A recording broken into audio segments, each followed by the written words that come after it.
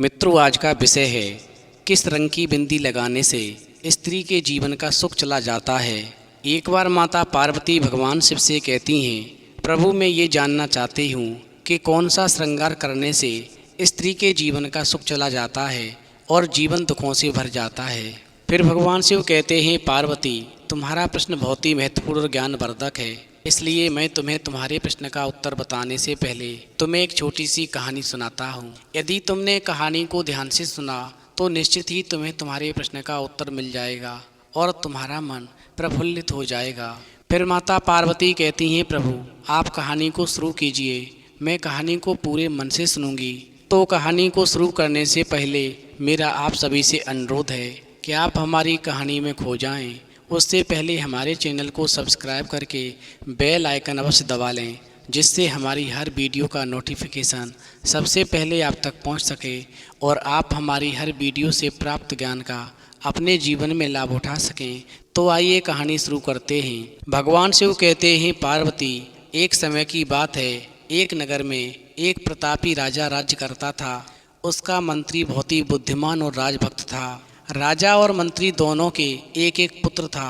राजा और मंत्री की तरह राजकुमार और मंत्री कुमार भी एक दूसरे पर पूरा विश्वास करते और सच्चे मित्रों की तरह हमेशा खेलते कूदते थे। एक दिन राजकुमार और मंत्री कुमार जंगल में शिकार खेलने के लिए गए। वहीं शिकार खेलते खेलते दोनों बहुत दूर निकल गए। शाम हो जाने के कारण उन्होंने जंगल में ही किसी वृक्ष के नीचे रात बिताने का निश्चय किया। वो विश्राम करने के लिए एक ठीक स्थान ढूंढ रहे थे, तभी उन्हें कुछ दूरी पर तेज प्रकाश दिखाई दिया। वहीं प्रकाश देख करके वो दोनों कुमार यानी राजकुमार और मंत्री का बेटा उस प्रकाश की तरफ आगे बढ़े। जब वो आगे बढ़ते हैं तो क्या देखते हैं कि एक भयंकर सांप प्रकाश की सीमा में घूमता हुआ उन्हें दिखाई दिया। वहीं मंत्री कुमार ने राजकुमार से कहा, बड़ा विस्तर सांप है, इसकी मड़ी यदि किसी वस्तु से ढक दी जाए तो ये सरलता से मारा जा सकता है। इस प्रकार थोड़ा सोच विचार करके दोनों कुमारों ने तालाब से थोड़ी गीली मिट्टी लाकर मड़ी के ऊपर डाल दी। वहीं मिट्टी के नीचे मड़ी दब जाने से बिल्कुल अंधेरा हो गया।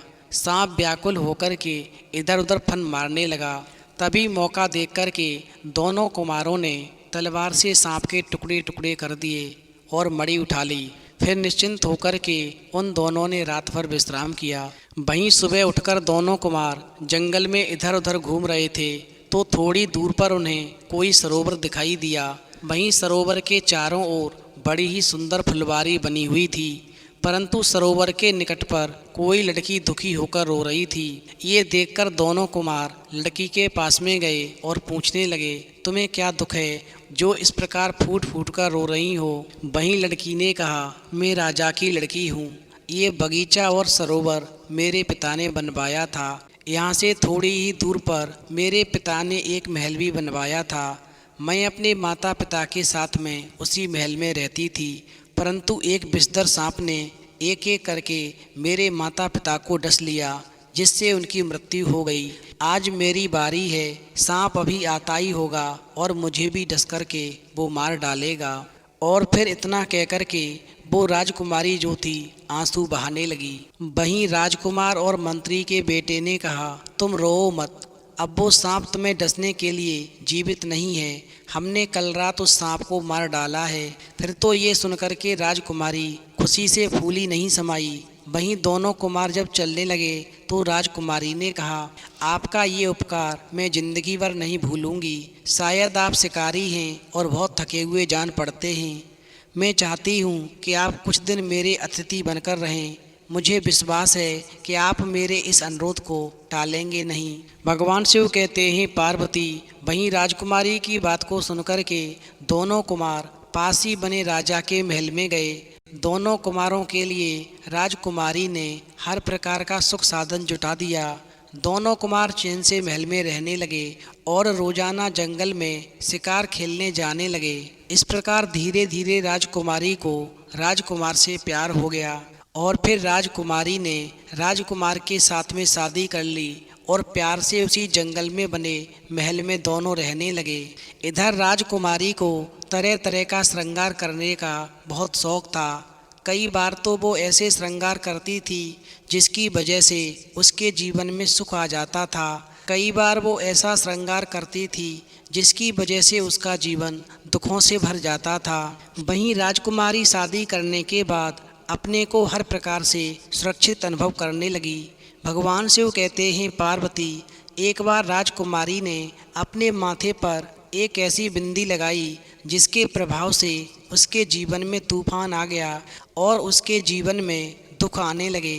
क्योंकि एक दिन जब दोनों कुमार शिकार खेलने के लिए चले गए तो राजकुमारी सरोवर में स्नान करने गई। वहीं जब राजकुमारी स्नान कर रही थी तो एक शिकारी राजकुमार सरोवर में पानी पीने के लिए आया और राजकुमारी की सुंदरता देख कर के वहीं पर बेहोश होकर गिर पड़ा। उधर जब राजकुमारी स्नान करके चली गई तो राजकुमार को होश आया, परंतु आसपास चारों ओर राजकुमारी को न देख करके वो शिकारी राजकुमार पागल हो गया और बार बार कहने लगा, वो अभी थी, कहाँ गायब हो गई। फिर क्या था, यही वाक्य बार बार कहते कहते वो शिकारी राजकुमार अपने महल में गया। उधर राजा अपने बेटे की पागलों जैसी दशा देख करके बड़ा ही चिंतित हुआ और फिर सारे राज्य में ये हल्ला हो गया कि राजकुमार पागल हो गया, यानी राजा का बेटा पागल हो गया। फिर तो वैद्य के उपचार से भी जब राजकुमार कई दिन तक ठीक नहीं हुआ तो राजा ने राज्य में घोषणा करवा दी कि जो व्यक्ति राजकुमार का पागलपन दूर कर देगा उसे हम अपना आधा राज्य दे देंगे और उसी के साथ में अपनी बेटी का विवाह भी कर देंगे। वहीं राजा की घोषणा सुनकर के महल के पास रहने वाली बुढ़िया ने सोचा कि हो सकता है कि राजकुमार को किसी ने जादू टोना कर दिया हो, और ऐसा सोच कर के वो बुढ़िया राजा के पास गई और बोली, मैं राजकुमार का पागलपन दूर करने की कोशिश करूँगी, लेकिन इसके लिए मुझे राजकुमार के साथ में शिकार खेलने जाने वाले सिपाहियों की ज़रूरत पड़ेगी। वहीं बुढ़िया की बात को सुनकर के राजा ने तुरंत ही राजकुमार के साथ में शिकार के लिए जाने वाले सिपाहियों को बुढ़िया के साथ जाने का आदेश दे दिया। चूँकि बुढ़िया का भी एक बेटा था जो पूरी तरह से पागल था, जिसका विवाह कहीं से होने वाला नहीं था। इसीलिए बुढ़िया ने सोचा, यदि मैं राजकुमार का पागलपन दूर कर दूंगी तो राजा अपनी बेटी की शादी मेरे पागल बेटे के साथ में कर देगा, जिससे मेरा जीवन सफल हो जाएगा।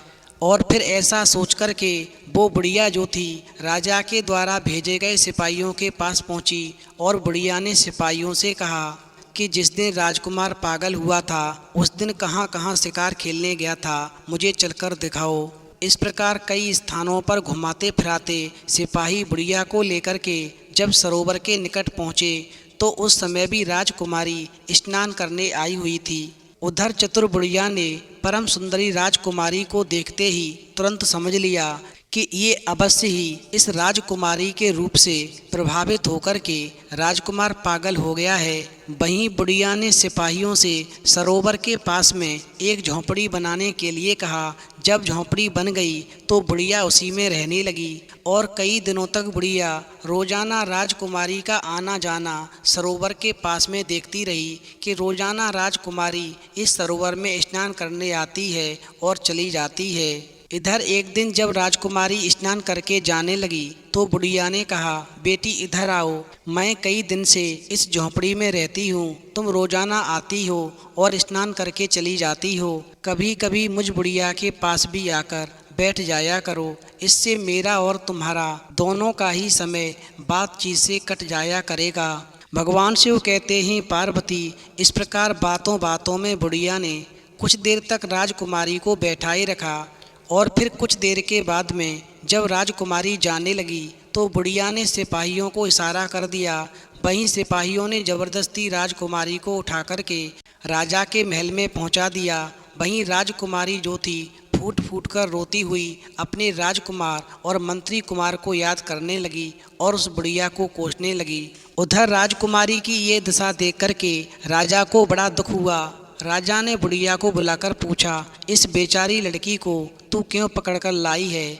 तो बुढ़िया ने कहा, महाराज, ये वही रूपवती लड़की है जिसके रूप से आपका राजकुमार पागल हो गया है।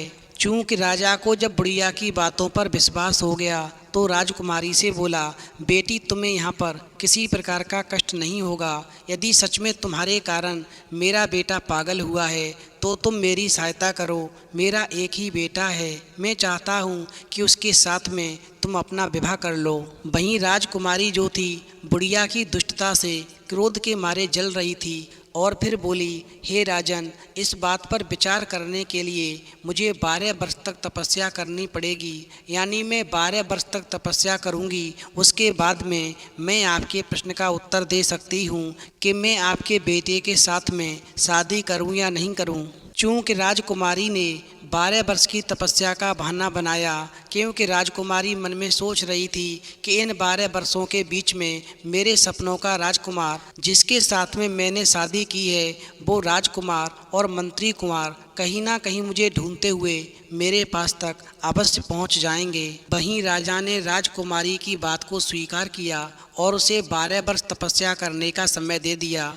वहीं जब पागल राजकुमार ने जब राजकुमारी को देखा कि वो तो उसके महलों में ही आ गई है और उसे मालूम पड़ा कि ये राजकुमारी अब मेरे महलों में ही 12 वर्ष तपस्या करेगी, तो उसका पागलपन दूर हो गया।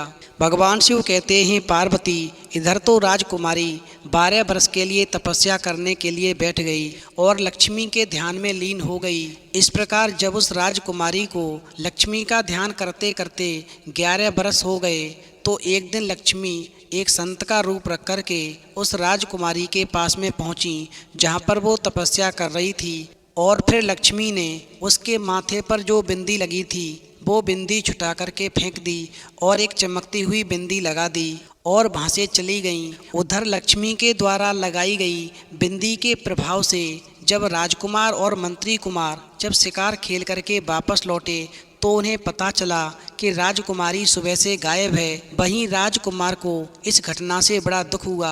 वहीं थोड़ा सोच विचार करने के बाद में मंत्री कुमार ने राजकुमार से कहा, आप राजकुमार दुखी ना हो, मैं हर संभव प्रयास करूंगा और राजकुमारी को यानी आपकी पत्नी को खोज निकालूंगा। और फिर उसी दिन से मंत्री कुमार रोजाना दूर दूर तक जाकर के राजकुमारी की खोज करने लगा। इसी तरह बहुत दिन बीत गए परंतु राजकुमारी का कुछ भी पता नहीं चला। अंत में एक दिन ढूंढते ढूंढते मंत्री कुमार उसी राज्य में पहुंचा जिसमें राजकुमारी को बंदी बनाकर लाया गया था और वो तपस्या में लीन थी। वहीं मंत्री कुमार जिस नगर में भी जाता था वहाँ के राजा रानी राजकुमार और राजकुमारी के बारे में जरूर पूछताछ करता था। इस प्रकार उस राज्य में भी पहुँच कर के मंत्री कुमार ने किसी नगरवासी से पूछा, क्यों भाई, इस नगर का राजा कैसा है?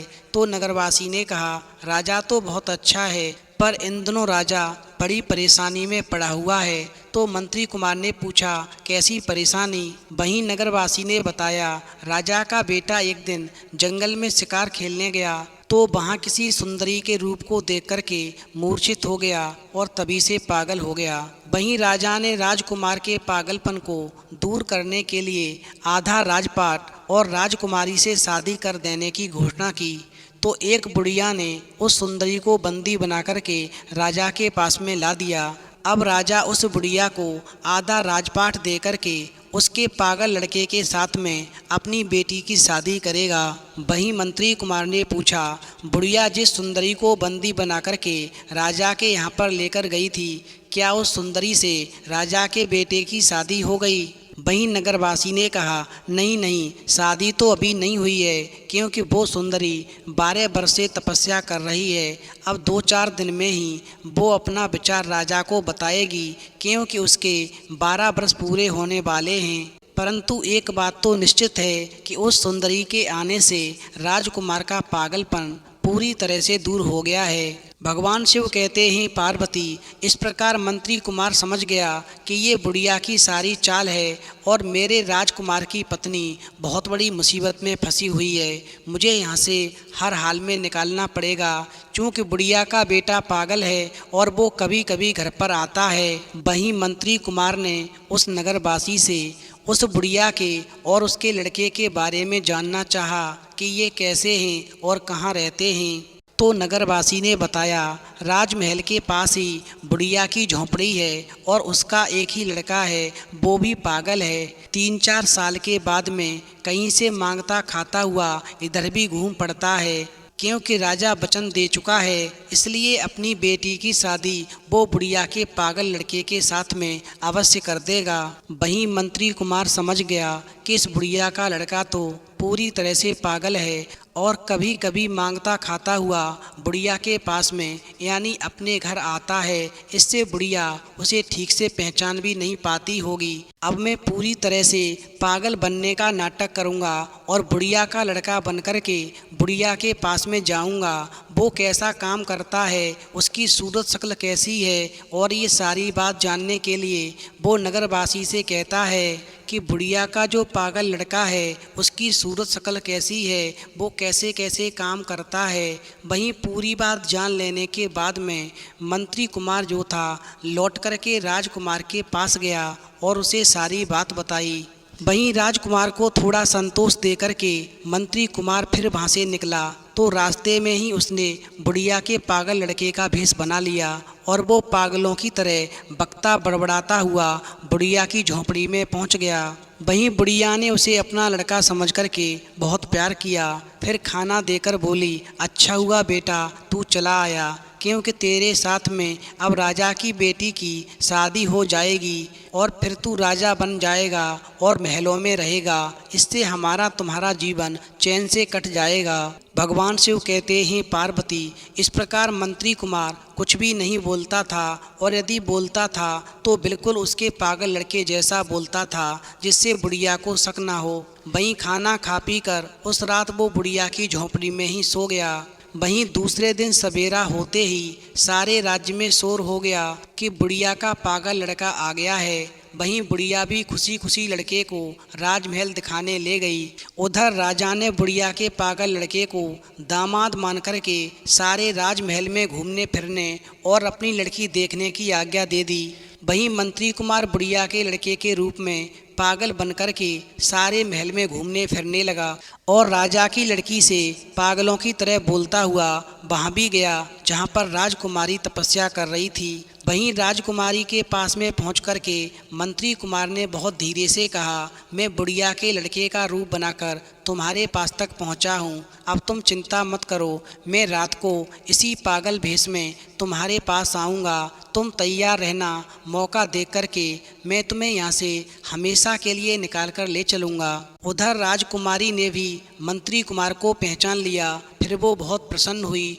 और बोली, मेरी तपस्या पूरी हुई, मैं तैयार हूँ। मैं कब से आप दोनों का इंतज़ार कर रही थी। मुझे पूरा भरोसा था कि आप ढूंढते हुए मेरे पास तक एक दिन ज़रूर आ जाओगे और आप आ गए।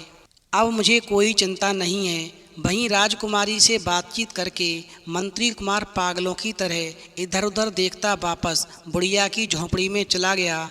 उधर सभी सिपाही और कर्मचारी भी उसके साथ में राजा के दामाद जैसा व्यवहार करने लगे। वहीं रात को जब सभी कर्मचारी सो गए तो मंत्री कुमार बुढ़िया के पुत्र के रूप में पागलों जैसा बड़बड़ाता हुआ इधर उधर घूमने लगा। चूँकि सिपाही और कर्मचारी उसे राजा का दामाद मान कर के कुछ भी नहीं बोलते थे और इसी वजह से उसके लिए हर समय पर आने जाने की पूरी छूट थी। वो राजमहल में कहीं भी आ जा सकता था। इस प्रकार मंत्री कुमार घूमता फिरता हुआ महल के भीतर राजकुमारी के पास गया। उधर राजकुमारी तैयार बैठी थी तो मंत्री कुमार राजकुमारी को अपने साथ लेकर बाहर निकला। वहीं कुछ सिपाहियों ने राजकुमारी को मंत्री कुमार के साथ देखा, मगर उन्होंने समझा कि राजा की लड़की अपने होने वाले पति के साथ में कहीं घूमने जा रही है, इसलिए राजा के सिपाहियों ने उनको जाने से नहीं रोका। वहीं मंत्री कुमार और राजकुमारी सुबह होते होते उस राज्य से बाहर हो गए। भगवान शिव कहते हैं, पार्वती, इस प्रकार रात में सुंदरी राजकुमारी के निकलकर भागने की बात सुनकर के राजा बड़ा दुखी हुआ और सारे राज्य में शोक छा गया। वहीं मंत्री कुमार जब राजकुमारी को लेकर के राजकुमार के पास में पहुंचा तो उनके जीवन में जैसे हरियाली सी छा गई। वहीं राजकुमार जो था अपनी पत्नी राजकुमारी से कहने लगा कि हमारे माता पिता दुखी होंगे, हमें अपने घर से निकले हुए 12 बरस से भी ज़्यादा समय हो गया है, अब हमें अपने राज्य में लौटना चाहिए।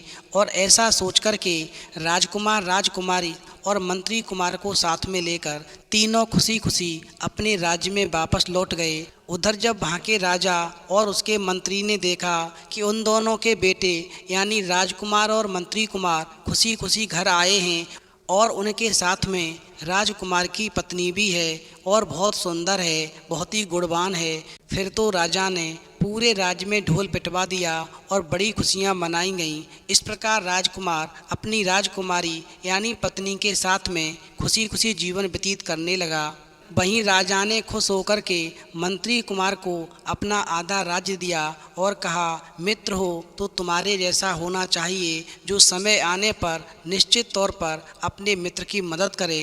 भगवान शिव कहते हैं, पार्वती, इस प्रकार जब रात्रि के समय राजकुमार और राजकुमारी सो रहे थे तो लक्ष्मी ने राजकुमारी के सपनों में जाकर दर्शन दिए और राजकुमारी से कहा कि स्त्री को कभी भी काले रंग की बिंदी नहीं लगानी चाहिए, क्योंकि जो स्त्री काले रंग की बिंदी लगाती है उसका जीवन दुखों से भर जाता है।